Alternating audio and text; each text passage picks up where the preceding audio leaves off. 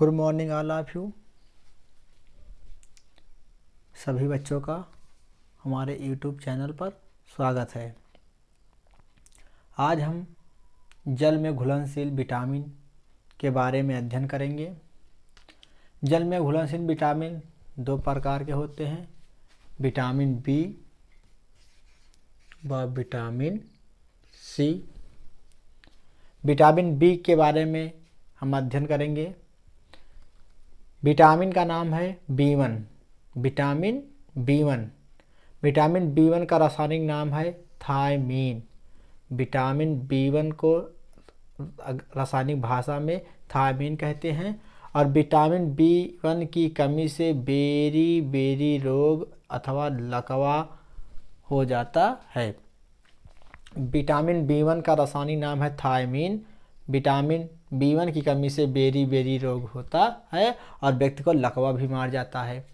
इसका कार्य है हृदय तंत्रिका तंत्र को सक्रिय बनाना। क्या कार्य है? हृदय तंत्रिका तंत्र को सक्रिय बनाना।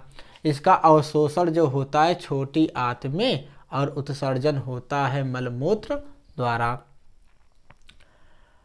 इसका जो स्रोत है ईस्ट हो गया, ईस्ट को हम खमीर कहते हैं, फलियां हो गई, हरी सब्जियां हो गया, मांस हो गया, दूध हो गया, अंडा हो गया। दूसरा विटामिन है B2। कौन सा विटामिन है? B2, vitamin B2। Vitamin B2 को रासायनिक भाषा में राइबोफ्लेविन कहते हैं। क्या कहते हैं? राइबोफ्लेविन। विटामिन B2 की कमी से किलोसिस, त्वचा का फट जाना, नाक और गाल का फट जाना तथा नेत्र प्रकाश को सहने में क्या हो जाता है? अस्वस्थ हो जाता है। विटामिन B2 की कमी से किलोसिस रोग हो जाता है, त्वचा का फट जाना, नेत्र प्रकाश को सहने में अस्वस्थ हो जाता है, नाक और गाल में क्या पड़ जाती हैं? झुर्रियाँ पड़ जाती हैं। और इसका कार्य क्या है? त्वचा मुख को स्वस्थ रखना। त्वचा मुख को स्वस्थ रखना। इसका अवशोषण भी छोटी आंत में होता है और उत्सर्जन मलमूत्र द्वारा ही होता है। इसका स्रोत मांस, दूध, अंडा, मूंगफली, अंकुरित अनाज, टमाटर, मछली, पनीर आदि। Vitamin B3, vitamin B3। Vitamin B3 को रासायनिक भाषा में नियासिन या निकोटीनिक अम्ल कहते हैं। क्या कहते हैं? निकोटीनिक अम्ल कहते हैं। B3 को रासायनिक भाषा में नियासिन या निकोटीनिक अम्ल कहते हैं। इसकी कमी से पेलग्रा रोग हो जाता है। कौन सा रोग हो जाता है? पेलग्रा रोग हो जाता है। इसका कार्य है त्वचा तंत्रिका तंत्र तथा पाचन तंत्र को स्वस्थ रखना। इसका अवशोषण छोटी आंत में और उत्सर्जन मलमूत्र द्वारा। और इसका जो स्रोत है खमीर, अंडा, दूध में। किसमें? खमीर, अंडा, दूध, मूंगफली, मांस आदि में। Vitamin B5। विटामिन B5 को रासायनिक भाषा में पेंटोथेनिक अम्ल कहते हैं। क्या कहते हैं? पेंटोथेनिक अम्ल। इसकी कमी से चर्म रोग हो जाता है। कौन सा रोग? चर्म रोग। और इसकी कमी से बालों का सफ़ेद होना। बालों का सफ़ेद होना। अब आपसे पूछा जाए कि बालों का सफ़ेद हो जाना किस विटामिन की कमी से कारण होता है? तो B5 की कमी से। आज आप जान जाइए कि B5 की कमी से बालों का क्या हो बाल क्या हो जाते हैं? सफ़ेद हो जाते हैं। और इनका कार्य क्या है? बालों के वृद्धि में सहायक, वसा, कार्बोहाइड्रेट के पाचन में भी क्या है? सहायक। अच्छा, जब बालों का सफ़ेद हो रहा है, यहाँ चर्म रोग हो रहा है, तो इन्हीं को क्या करना है? रोकना है। और इसकी कमी से वृद्धि भी क्या होती है? रुक जाती है और थकावट महसूस होने लगती है।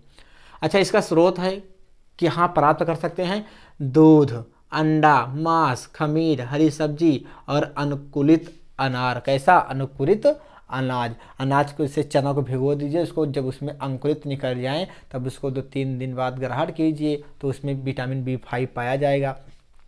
नेक्स्ट विटामिन है विटामिन B6। कौन सा? Vitamin B6। इसे रासायनिक भाषा में कहते हैं पायरिडॉक्सिन। पायरिडॉक्सिन। इसकी कमी से एनीमिया रोग, पेशियों में ऐंठन होने लगती है, शरीर में कमजोरी आ जाती है।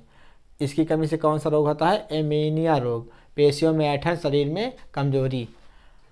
यवसीय अम्ल तथा अमीनो अम्ल के में क्या होता है, सहायक होता है, संश्लेषित करने में सहायक होता है। इसका भी स्रोत वही मछली, पनीर, दूध, मांस आदि। नेक्स्ट विटामिन है विटामिन B7, इसको रासायनिक भाषा में बायोटिन कहते हैं। और बालों का झरना, आज सबसे बड़ी जो समस्या है बालों का क्या है, झरना। तो बालों का झरना किस विटामिन की कमी से कारण होता है, विटामिन B7 की कमी से कारण। चर्म रोग विटामिन B7 की कमी से हो जाता है। हाथ पैर का शून्य हो जाना, कभी कभी हम लोग कहते हैं कि हमारे हथवा पैरवा में ना झुनझुनी पकड़ ले बा, का पकड़ ले बा, हथवा पैरवा में झुनझुनी पकड़ ले बा। तो हम समझ जाएंगे कि हमारे शरीर में किस विटामिन की कमी हो रही है, B7 की। अब बालों का सफ़ेद होना B5 की कमी से, अब बालों का झरना B7 की कमी से। अच्छा, B7 का कार्य क्या है, वसलीय अम्ल तथा अमीनो अम्ल के निर्माण में सहायक। और इसका जो स्रोत है वही मछली, पनीर, दूध, अंडा, खमीर, अनुकुलित अनाज, हरी सब्जी। नेक्स्ट विटामिन है B9, विटामिन B9, इसको रासायनिक भाषा में कहते हैं फॉलिक एसिड। कौन सा कहते हैं, कहीं कहीं फॉलिक एसिड मिलता है, कहीं कहीं फोलिक एसिड मिलता है। क्या मिलता है, फोलिक एसिड।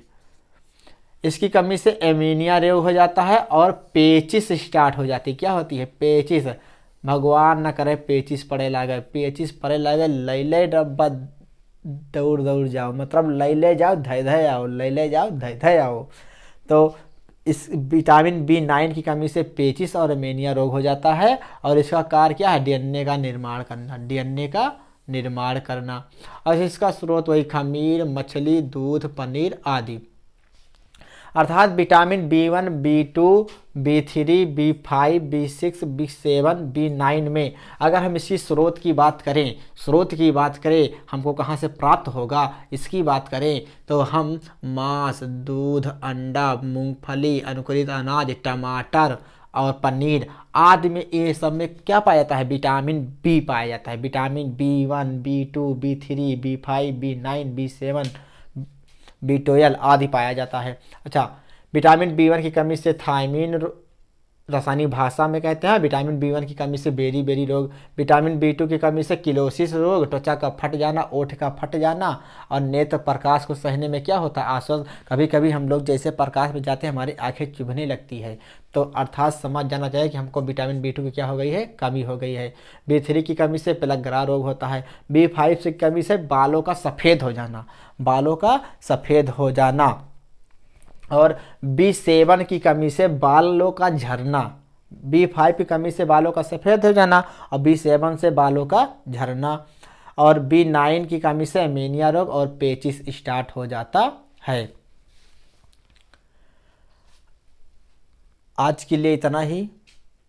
नेक्स्ट वीडियो में हम विटामिन B12, विटामिन C और वसा में घुलनशील विटामिन का अध्ययन करेंगे। जय हिंद, जय भारत।